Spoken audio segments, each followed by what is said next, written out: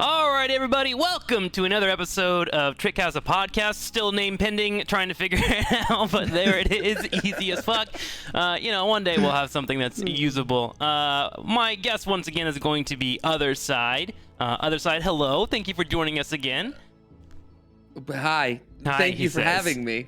I was actually thinking about this because we kind of just like raw dogged it last week and just straight up recorded a podcast. And I was like, you know what? People might not fully know who Other Side is, and we just kind of jumped into like streaming and whatnot. And I was like, what if I bring more guests in the future? How am I going to introduce him? I don't want to do a monologue. And I was like freaking out. And I was like, why don't I just like ask questions and let you talk, and we can just have a nice little conversation. So today we are starting with Get to Know Other Side, and I have a question for you that's specific. It's been around my channel for a couple of years. One day you showed up into our stream random, and you were just like, I got 1,000 likes on Tinder, smile, and the entire chat was just like, okay. Thanks for sharing. So I have to ask you, did you really have 1,000 likes, and how did that happen, and why were you bragging about it? Okay, look, I remember in particular there was a conversation about Tinder. Okay, I didn't just bring it up out of the blue. All right. Why I decided to say that I had 1,000 likes on Tinder is beyond me. You know what? I'm gonna have to blame it on chat. I'm gonna have to ask, is it authentic? Did you really have 1,000 likes on Tinder? Yes. Wow. It's claps for you. Yeah, hang on, I got sound bites. Look, you can have as many matches as you want, but trust me, it doesn't mean it's gonna work out. It's just so funny. People still bring it up today, just randomly, just like, I have 1,000 likes on Tinder, and I'm like, good for you, random viewer number 13. And then I'm gonna do 3 questions. So my second one is actually a little bit more of a question to get to know you more. What are pet peeves that get under your skin? What is something that just irks you? And it can be the dumbest thing in the world. You don't have to logically tell us. Just what gets under your skin? Zelda. Zelda? Is this a what? Is it like Zelda as a character? Zelda the gaming franchise? A current game you're playing? There's so many questions to follow up with that. Shigeru, in just as a whole, as a person, I feel very hurt. Really? You know? Why is that? No, talk about it. We could talk about it. It's a safe place. It feels like I'm repeating the same thing over and over and over, and every time the cut gets deeper and deeper and deeper, and I don't know how much. Okay, so you're playing Majora's Mask right now, right? Yeah. Okay, so that's why it feels similar. You gotta remember, Majora's Mask was like one of the first like big 3D open world games. Like, it's gonna feel repetitive. The console didn't have much more RAM. No, it's great. It's a good game. I mean, to say. You should play some other Zelda games. Like I myself actually haven't spent too much time on Zelda games. I played Breath of the Wild and Link's Awakening. Those are that's what I've been trying to figure out, is where can I find that ground? Like, so people keep talking about Breath of the Wild, and I'm down to experience a newer, version of Zelda, because I played Zelda a lot when I was a kid. Revisiting it, felt the mechanics seemed a little repetitive. Personally, like Breath of the Wild, from what I heard, is fantastic, and I did play it. I played it for a couple of days, actually. I was streaming it, but I got really annoyed with like backseating, because it was like one of my first early days of like streaming variety, and when people are telling me that I'm doing something wrong, I found out really quick I didn't like that. But that was years ago. Yeah, I think I gotta revisit it as well, because the puzzles were cool. I was enjoying the gameplay. I was sitting there all smiling, enjoying my video game. I was like, look at me, I'm Link, doing all these puzzles and shit. And I look over at chat and like, you're playing the game wrong. And I was like, you can only read that for so much, right? And so with the second one coming out soon, which we'll talk about later on when we talk about Nintendo Direct stuff, you should probably give it a chance. I will say the only Zelda game that I have played all the way through that I enjoyed and that I can recommend to get you into good games is Link's Awakening on the Switch. It was remastered, and it is a bit of a far cry away from the Zelda series from what I understand, but I thought it was spectacular, and it's great for us like casuals that want to get into that world and kind of understand what's going on with it. So maybe give that one a try. Awakening. Okay, you know what? I'll give it a try. They HD remade it. It's beautiful. And side note, if they could HD Chrono Trigger with that art style, I think it would be fantastic. Anyways, it's a tangent. Let's go to one more question here for Other Side. What do you think about the current state of the world? Hashtag real quick, without getting political. I think that the current state of the world is beautiful and it's life. There you go. And that's what I think. All right. You know what? Good job. Claps, Good. everybody Claps, in the comments. Claps. Now you know other side. All right. We have 30 minutes today to talk. I will not keep you longer, so let's go ahead and hop in. State of Play versus Nintendo Direct. Last week, we got a lot of cool features shown off from PlayStation, which was a personal favorite for me. It's probably one of my favorite showcasing of games that have been coming out. We usually get one every quarter. And we also, on the same day, had Nintendo Direct, which is usually about an hour-long video showcasing games that are coming out in the future. The big one for me, for State of Play, let's talk Sony first, was God of War Ragnarok, which I think a lot of people are excited about. It comes out on November 9th. Tell me, Mr. Other Side, have you watched or played any of the latest God of War? I honestly have not, but I'm going to. My God. I promise I'm going to, and I will be back. Have you watched any of it? Do you know anything about that game? I know very little from what I've watched of you playing it. Really? Okay, you gotta hop into it, man. It is testosterone based. What I like about God of War. Where do I start? God of War 2018, in my opinion. I haven't played the older ones, but the older ones were a little bit rageful, testosterone, like blood, violence, gore. It's like, you know, back in the PS2 days where it's like, blood, I love graphics, you know, like the GTA days. Like, it's spinny combo-based game from what I've seen, and I've been thinking about replaying it myself, but I've actually had a discussion with my chat about it, and they're kind of like, it might not hold up. So, I might try it, but I will say God of War 2018 is a bit of a restart. The original director that did the original God of Wars was like, what if Kratos kind of grew up a little bit and had a fatherly feel to him, but also still had that rage and stuff underneath him, and he was trying to contain it, and that story unfolds in front of you. And what's beautiful about it is that game is done with a camera behind you the entire time, and the entire game is played that way. There is no loading screens. There is no situation where the camera cuts. Everything is done in a point of view through Kratos and how he sees the world. And it's beautiful. It's one of the coolest games that I played, and I can't wait for the sequel. So you should definitely check that out. I watched you play a lot of that, actually. It was really enjoyable. It was a lot of fun. It's epic, man. It's one of those games. There's a reason why it won Game of the Year in 2018, I believe. Want to make sure that's right. It's up there. It's wonderful. Other games that we're talking about for the State of Play. One that I was actually very excited for, Project Eve, which kind of looks like a Metal Gear Rising Revengeance Bayonetta type of game, which I am all about. Those type of like combo action. You kind of destroy your opponents, throwing them all over the field. Devil May Cry a little bit. It's been renamed to Stellar Blade, and it's coming out in 2023. Game looks beautiful. And I don't know about you, Other Side, but do you play any fighters? Are you a fighter boy? Nah, you know what? I have to say no. I thought I was until I tried. Why? What makes you stop doing fighter games? Getting beat up. I'm the same way. I think fighter games like require a certain kind of person. Like, you got to understand neutral games. You got to be doing well trades. You got to want to get up in your opponent's face and fight. And I found out really quickly that like, no, that's not for me. But I think the most fun I've had was Mortal Kombat 11, which was done more of like a story campaign where you just kind of just play through all the characters and you just get a badass story. Yeah, that was fun to watch. Yeah, that game was super fun. I kind of want more stuff like that, but I think at some point I'm gonna have to jump into fighters and actually give them a try, because they do seem like a really rewarding gaming experience. And Tekken 8 was announced for PlayStation, and that might be the one to hop into if you're into it. So no release date yet. Just cinematic trailer, but if you want to check that out, you definitely should. What I am excited for... Wasn't there a Tekken show on like Netflix or something like that too? It beats me. I wouldn't have watched it. I mean, Mortal Kombat is like... Mortal Kombat and Smash Brothers are probably the two fighters that I know the most about. My dad used to play them when I was a kid. Obviously, they went through the 90s of like being too toxic or violent, and there was like discussions about Congress like stopping violence in video games. Mortal Kombat kind of started that, and then of course Smash was like everyone's like baby steps into a fighter, and then it became like one of the most competitive scenes in the world. So, you know, I watched that, but other than that, I don't know, man. A Tekken Netflix series. Tekken Bloodline. Did you watch it? It's called. I did not. It came out July 18th or something like that. This year? Not too long ago. Yep. Well, new. If you've seen it, chat, let us know below in the comments. Maybe I'll give it a check. I don't know.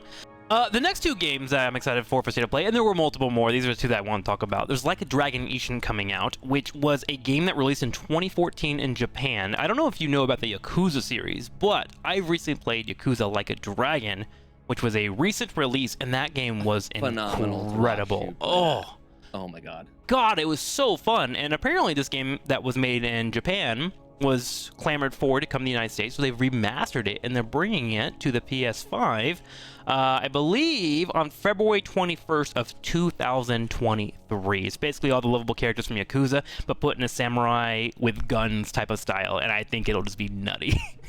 Oh, it is actually the characters? Yeah. So I don't know if Ichiban's in there. Ichiban was the main character from the Yakuza that I played, like a dragon, which was a new character that was brought up, and I thought he was fantastic, super positive, like go-getter, but also like stands his ground. It just worked out for me personality-wise. But the original characters, some of them that you use as summons, will be in this one. So this is a good chance for me to jump into Yakuza and get an understanding of them in a new environment that doesn't require that much information about their pre-stories and whatnot. So I think it's perfect. And there's one more coming out in 2024, and Ghost of Tsushima was another game that I loved in 2018. That was an open world game, and Rise of the Ronin seems to look similar. It's from Ninja Theory, the people that did Gaiden, etc., and it looks freaking sick, but we have to wait 2 freaking years. 2024 is going to be... I know! I love it when they show a game, and there's like, by the way, I hope you're alive in 2 years. So that'll be releasing, and that one's on my radar as well. So if any of you at home have any games that you think will be great from the State of Play, let us know in the comments below. Other side, was there anything that jumped out to you, or are you kind of on the same board of just like, hey, we'll see what happens when they pop up? Exactly how I feel. I just want to see what happens when it comes out. Get ready to play them. If it really tickles my fancy, I'm down to dive in. You have a month and a half to play God of War before the sequel comes out, so you need to get your shit together. I will have that done before this next podcast. Good to hear. We'll look forward to future thoughts from other side. Nintendo Direct also happened on the day, and I like Nintendo games. I've beaten a few. Like Mario plus Rabbids was one of my favorite on the Switch. Metroid Dread was a good game. At first, it was a little rough for me, but it got better. You played Metroid Dread, right? Oh my God. Let me just say there was a point where I had a saved file, and there was another point where that entire saved file got. Oh my God, you rage quit it. I've never rage quit harder in my life. I wish it wasn't so, but it did. Interesting. What was it? What made you not want to play it? I was on a 10-day streamathon, and I was like, this was on the list of games I thought I was gonna be, and honestly, it instead of me beating the game, it beat me down. Sure. For me, I was similar to you at first because of the controls, but I don't think that's fair to the game. I think the Nintendo Switch controls in general bother me because I grew up on the Xbox. I enjoy the PS5 controller a lot. So the Switch, when you hop onto it, just feels a little bit on the awkward side. So I think that was more of like the controls fault in the games. But once you get into a nice swing of things, the combat feels really good, especially towards the end when you start getting all powered up and feel like a badass. But the stealth mechanics kind of... they got to me too.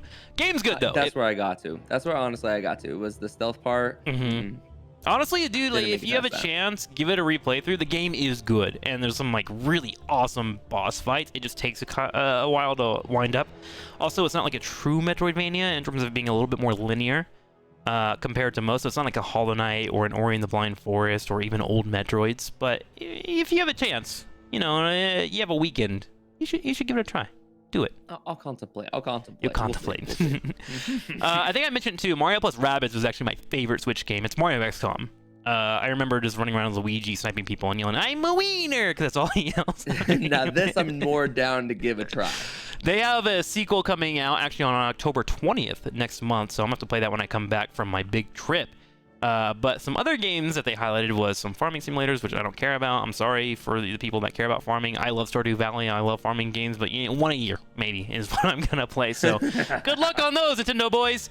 But we had Pikmin 4, which I actually haven't played Pikmin at all, but I've heard that they're fantastic games to really get lost in. So in 2023, that game will be coming out. No footage available. And then Tears of the Kingdom, which is Breath of the Wild sequel.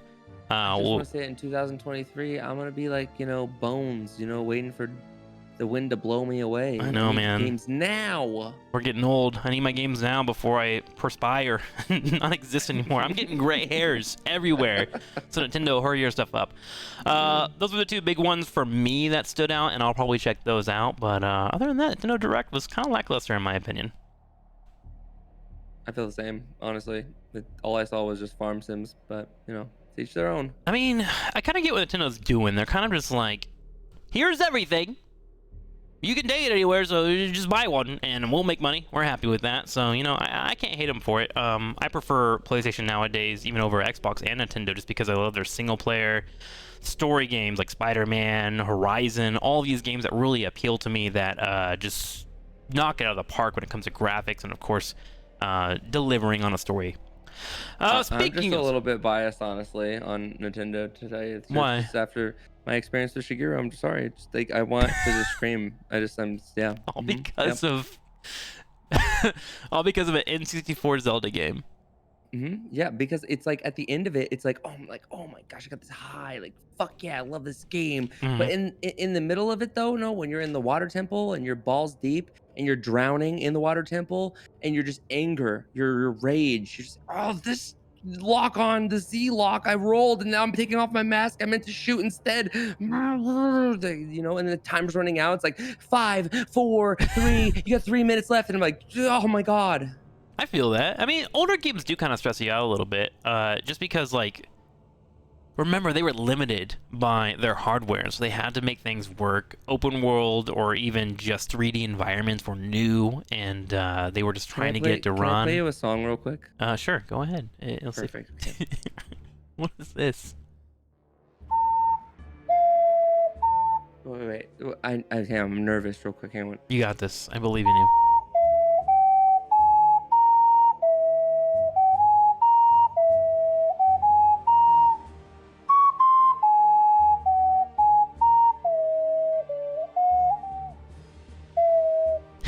Nail it. Good job. Thank you.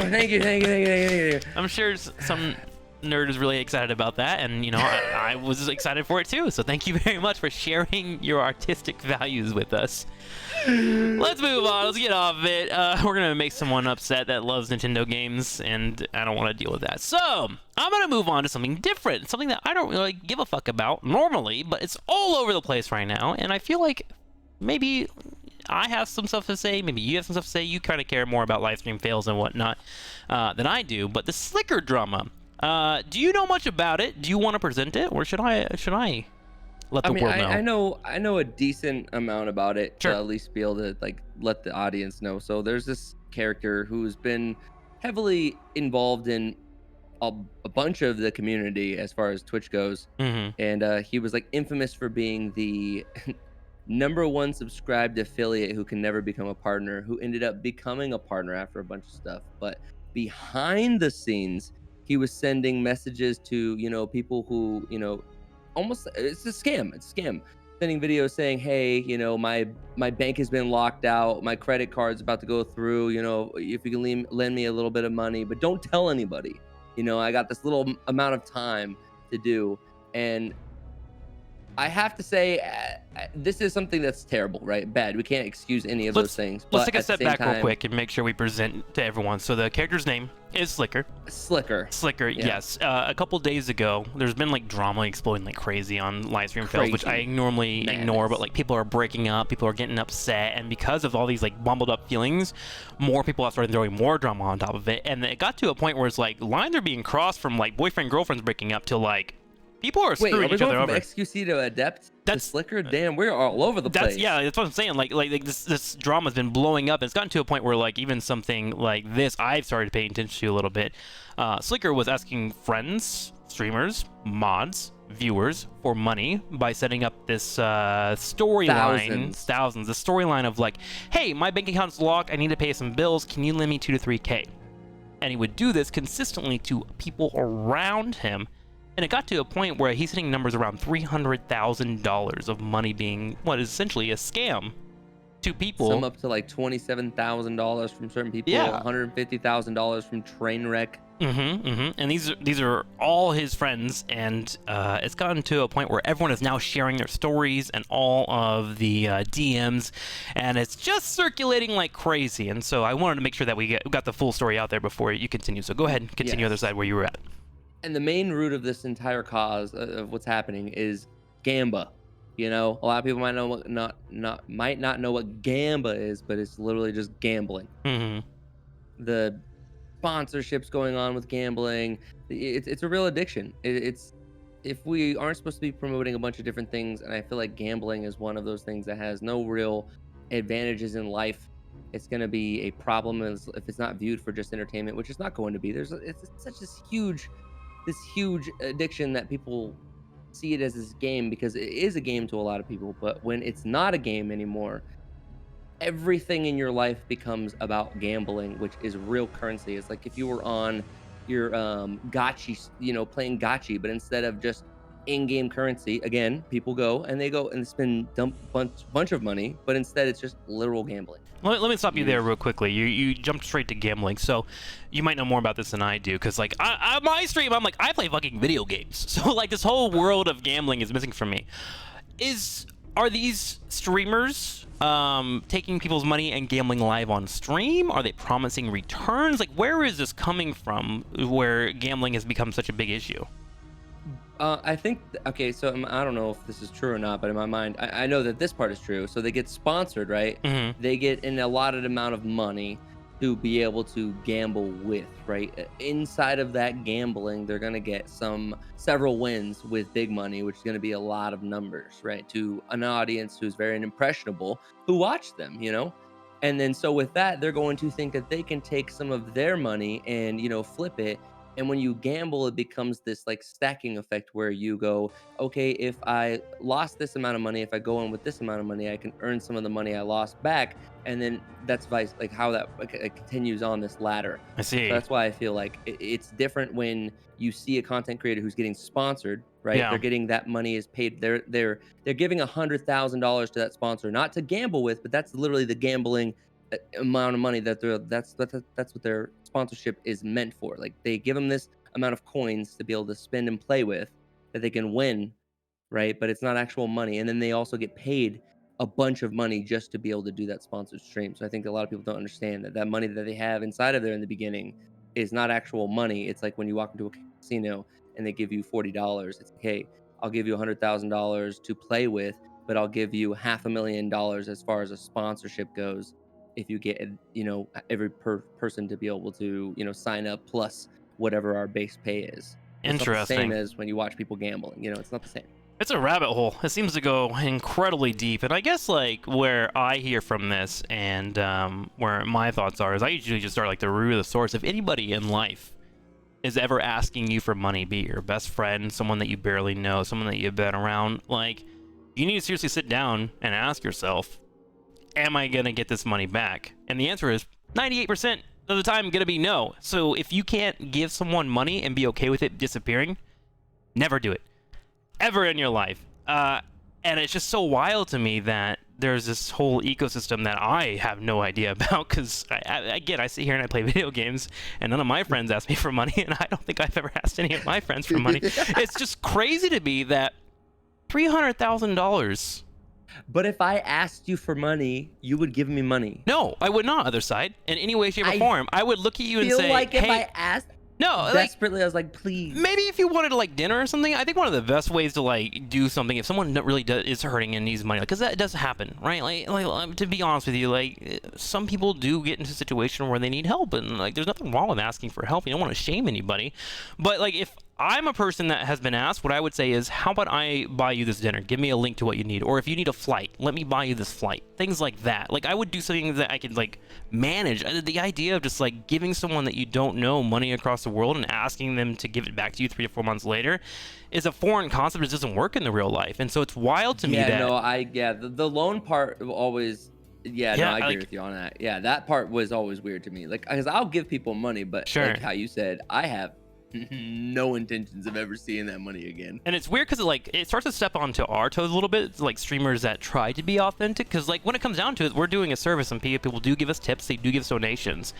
just so everyone's aware, none of that money you ever give me as a streamer is coming back to you. Please do not break your wallet. Please never ever do anything to give me millions of dollars, because I'm taking it and it's never going to go back to you, because I do it for entertainment. Like, I stream for 10 hours a day, and if you think I'm worthy of it, you can give me a sub, you can donate, and you can do tips. But that's the end of the transaction.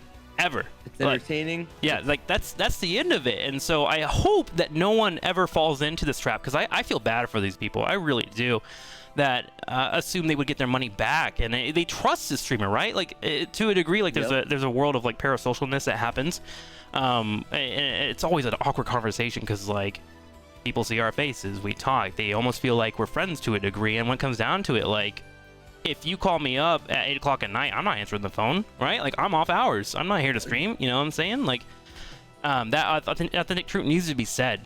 And I'm really upset that, like, streamers in our networks that, you know, they're bigger than us, of course, but they are taking advantage of people that might consider them friends and whatnot. And I don't know, that really, like, kind of gets under my skin and rabbles me.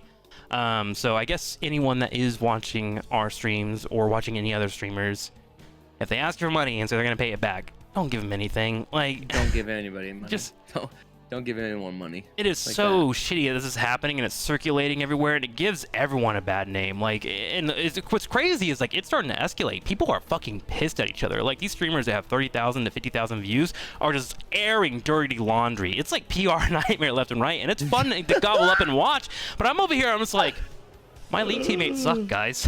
Like, I don't have that kind of drama. And I don't want like that kind of drama. I don't want it either. Like, that's stressful as hell. Like, hey, you know why we don't have that kind of drama? Because we don't surround ourselves with people like that. That's why. I mean, we're not going. And there's one hand of like, definitely, and the other hand is like, is that what I'm supposed to be doing as a streamer? Because, like, do I want to be in this business? Like, do I want to constantly be like throwing out all this drama so I get viewers to come watch my stream so I make more money? It's like a crazy cycle that I've been wrapping my head around the last 24 hours. Like, one of a big streamer actually told Slicker, she was like, no, turn your stream on.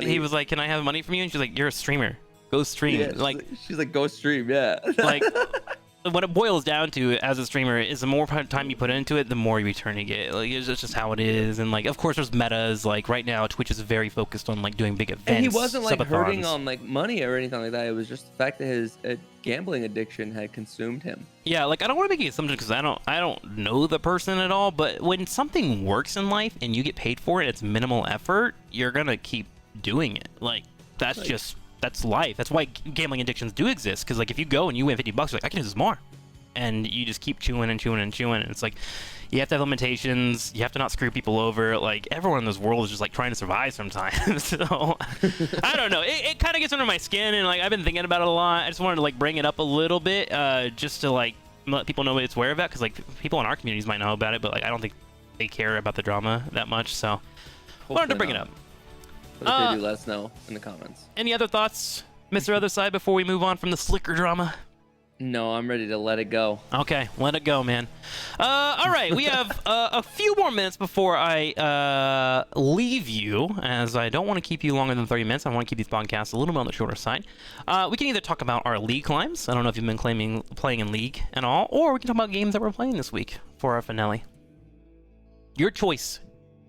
Dealer's choice. What? I would honestly like to hear a little bit about your League climb personally. I haven't been able to play too much League during this, streamathon, but I've been really interested on how the hell you went from silver to almost platinum. What? I'm just really good at video games. I wish I could see. Yeah, I know, right? It's going. I've started to see patterns, and it's just like it's something that us as humans do is we just recognize patterns, especially when we're in losing, confirmation bias, all that stuff. Like, let me just throw that out there before I say it all. Like, none of this is actually analytically proven. All I can tell you is my feelings about it. I have discovered or felt like when I'm playing in ranked, I'm playing a duo queue series with Walter every Monday, and then I'm doing my own solo queue adventures as I did a subathon last month, and one of the goals was to get to gold, and then we had a tacked on goal of getting to plat. And shout out to BG Papa and of course a lot of other people in my stream. They pushed for that sub goal, and we pushed to plat. So I've been like studying this game to actually get good at it. I haven't studied the game this hard since probably like HOTS, maybe StarCraft 2. And you start to climb the ladders, and how it works is you have 5 divisions within every rank. So if you're in silver, it's silver 5, 4, 3, 2, 1 in that order, and then you get a promo series, and then you move up to the next rank, which would be gold. I did the silver one 3 times, and what I found is every time that I got to silver 1, suddenly the games just got so much more difficult. And I started looking at their accounts, their profiles, because I'm that kind of person. Like, I'm like, why are these games so much harder? And it looks like whenever you get to a higher rank in a division, League of Legends will start to give you players that have a lower win rate in an attempt to make you prove that you're worth ranking up. And I think that's where that, like, we're talking about gambling addictions. It's almost like a league addiction. Like, I'm getting better. I'm feeling myself getting better. I'm starting to stomp. I see big numbers coming around, and I look at my teammates, and they're all peasants. Walking around trying to, like, please, sir, can I have a cabbage? And I'm like, no, I'm trying to fucking carry you. Leave me alone. So I went through that Honda thing, and I was like, it has to get better after silver, right? Like, everyone talks about the phrase ELO hell, which, again, I've seen numbers when I worked at Blizzard. ELO hell does not exist. Honestly, when it comes down to it, you're just fucking shit. And I know that at heart. But there's emo hell. We can all lie to ourselves, you know. But like, you know, ultimately, when it comes down to it, I'm just not as good as the average player, or I'm about average. So I had to get better, and I forced myself to get better. I like studied guys, I learned how to CS. I still can't hit cannons for shit, but like I'm pretty effective, and I've learned how to roam and like get build orders to do that. So I started to climb really quickly, and I hit gold, and I beelined through gold too. I think I have like a 70% win rate on my Vex, and then I got to gold 1. And I started to have the same repeats as I had in silver 1. I am now getting players that have a lower win rate and have never played their roles before. It's almost like they're being autofilled, and I'm like, I'm pulling my hair out, right? So my finding right now is I'm gonna push through this. I'm gonna get to plat, but I don't know if I can force myself to go to diamond in League of Legends. Like, that matchmaking system, whether it's real or not, is getting under my skin. It is. Dude, I swear, I'm not trying to be like crazy, but someone figure this out for me. Yeah, I want to know the proof. Like, I wish I could go look at the code. I wish, like, the president of League of Legends was like, listen, man, I'll sign NDA if you want. Like, I just want to come and look and prove that I'm not fucking crazy, that there's something in the algorithm to tank my MMR, because this is ridiculous. My Vex is not that bad.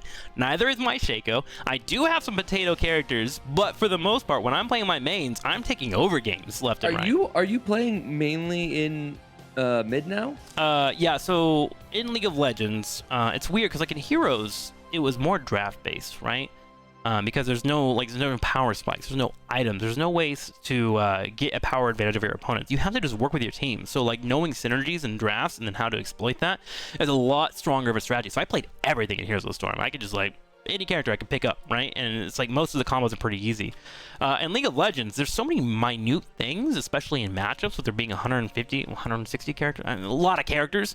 140, I think? Yeah, and the thing is, the great thing about League of Legends, just to give it praise right now, is every single one of their characters feel unique, which is insanely hard to do with how many characters they have. Items, maybe not so much. Like, you get to a point where certain items fit certain styles, but the characters themselves, with their passives and how they flow, really... 161. They really excel at making you feel independent and knowing that you're mastering your character. So I think it's a great trick to have 2 to 3 per role that you can do, and then you just one-trick them all day. And that's how you get really, really strong, and you shut down people that are still learning their characters. So you play bottom too, like ADC? I started as bottom ADC because mechanically I was good from Heroes, but I hate the volatility of bottom lane. Bottom lane is 4 people with the jungler showing up every 4 minutes to ruin your day. And when you're solo queuing and you get a support that's like, I don't want to watch the bush, I want to play Lux and throw out my skills, Tabashia! And it's like, I just want to farm, dude, and play the game correctly, and they're just like dancing, and it's too volatile for me, right? So I wound up going to mid, and then I got to a point where like I didn't understand the jungle and the timings that were needed for the characters, so I just mastered jungle for a bit. I learned Nunu, mostly because I was doing with Walter, and he wanted to play mid, so I was like, I guess I'll go into jungle. And that taught me a lot about the game and how it flows and all the timers and how all the minions and all the experience and how all that can get farmed. So once I like learned jungle, like my mid just became so much better because I can just like manipulate the map around the jungle. So mid and then jungle as my secondary role, sometimes support if I don't feel like dealing with babies, because like people cry about jungle all day, which to be fair, jungles can throw the game. Yeah, 100%. We're on a tangent right now. What was I talking about? how to climb in League. Okay, so yeah, I've gotten up to what is now Gold 1, and I'm struggling right now. I usually get, it's like clockwork. If you watch my streams, you can literally see it on my face. Like, Gold 2, I'll get knocked down to it, and then I'll just beeline all the way back up, hit Gold 1, get one good game in, and then it's just like potato teammates for 3 games in a row until I demote again, and then it's just back and forth. So it's like, am I a Gold 1 player? And I look at the stats, I watch the replays, and I'm like, I do make mistakes. Like, I'm not perfect, but I'm not losing these games like some of the other fellas around. I will say that the surrendering, and even though the mentality is still there of like, you know how people like start whining in all chat and all that stuff, that's still there, but people don't surrender as much. So usually if you can go in with a solid mental, you can convince them to keep climbing, but it's like, you gotta babysit, man. You gotta be willing to be like, oh no, you're doing good. You're doing great in the top lane. That's okay. He's just an OP character. You can do this. And if you like baby them, usually you can squeak out a win. It's just like, I'm getting old and jaded, true. so I look people in the eyes right now and I'm like, you're sucking. Please play better. And then when you say that, people don't respond to it so well. So I have to work on my delivery, if you will. But yeah, I jumped up pretty quickly, and I'm hoping to finish this hopefully by the next podcast, so I can go play some other video games like Command and Conquer. Go. What about you, man? What happened to your climb? I'm still climbing. I only have gold in my mind, and then I'm gonna walk away. Are you still? Are you a little silver buddy right now? Yep, I've hit silver 1 twice. What are you doing to get better? What? What am I doing? What are you doing to get better? Are you just grinding, or are you learning? I learn every game. Mm-hmm. That game is so complicated that it's wild. Every matchup is different. Every matchup in different lanes, different ganks, different play styles. And then they update that game all the time. Sure. Like, my build was completely changed right after learning Diana. You gotta hurry up. From Assassin Diana to Tank Diana, from Tank Diana to whatever this hybrid thing is now. Yeah, that's another point, is like when items get hit, like the Sunfire Cape was just busted the last couple weeks. Like, yeah, you play Diana. And then they also got, it started off with challenging smite is what they started changing it, and I was like, fuck. Mm-hmm. I'm screwed. Now I can no longer challenge people. Yeah. I mean, gotta constantly adjust, and that is something that I think the battle team kind of gets a little bit flack on, is like a new skin comes out and suddenly characters are just busted, and it's like, League. Of course, we need some money. We're not crazy. Like, something's a little iffy here. Like, Victor was nothing, and then Arcane came out, a Victor skin came out, and suddenly Victor's like quietly one of the most OP characters I've played against, and it's just, it gets to me. He's annoying. His poke, his control is so stupid. But like, the game is good enough that we sit here and we complain about it, right? And that's the thing. True. It's like, no, the game is great. The game is great, amazing. I wish that get out of my head, League brain, man. It's the worst. Like when I play StarCraft, like when I lose, I'm like, I'm just bad. Like I'll blame Protoss cheese. You though, it's you though. That's fair though. That's sure, but I don't know. Sometimes blood down, just like, are you sure, Riot? This 58% win rate seems a little sus. Because there are players that do that. They just play meta, and they look at the stats and they just play whatever gives them a 2% more advantage. And I'm like, I don't want to be that player, but do I have to be that player? Because like, have to be. I don't know. I love my Vex, man. Like, I've always been the B tier off meta, although I think Vex is actually like a little bit stronger than I give her credit for. I think she's kind of weak, but yeah, I don't know, man. Just like the idea of like team fight managing it is just, it gets under my skin. Like, I want to play the Murkies. I want to play the things that are like slightly underpowered and then outskill you, and then I laugh in all chat, you know? But, you know, I don't know. We'll get around to it. I'll give you an update next time we play, and maybe my opinion will change, and I'll stop being a baby about it. Maybe we'll see. Only time can tell. All right. Time can tell. Before we leave, I'm gonna do it anyways. Games we're playing this week. Give me the rundown of what you're playing this week and what you're enjoying. I am playing a massive amount of Zelda. We just got done beating Ocarina of Time. We went from Ocarina of Time to Majora's Mask. Link's Awakening next. Promise me. I promise I will try Link's Awakening. It's on the Switch. Just because it's new. It's on the Switch. It's been remastered. It's not new. It came out on the Game Boy Advance, and they remastered it for the Switch. So it's clean. It's a clean experience. I promise you. I had so much fun with that game.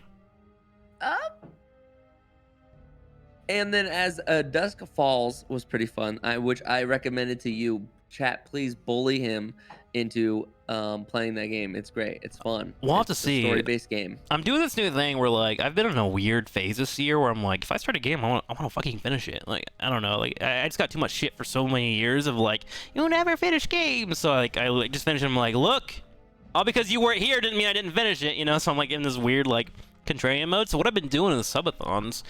And what I'll do is I'll put like a sub goal. I'm like, pick a game for me to finish, or pick for a rank for me to finish. And I think I'm gonna keep doing that. I'm gonna do like a story game. I'm gonna do a ranked ladder to climb behind a subathon that chats can pick with their subs, and then probably like a strategy game on the side, like Slay the Spire or something, and just pick 3 games every month, and that's pretty much all I do.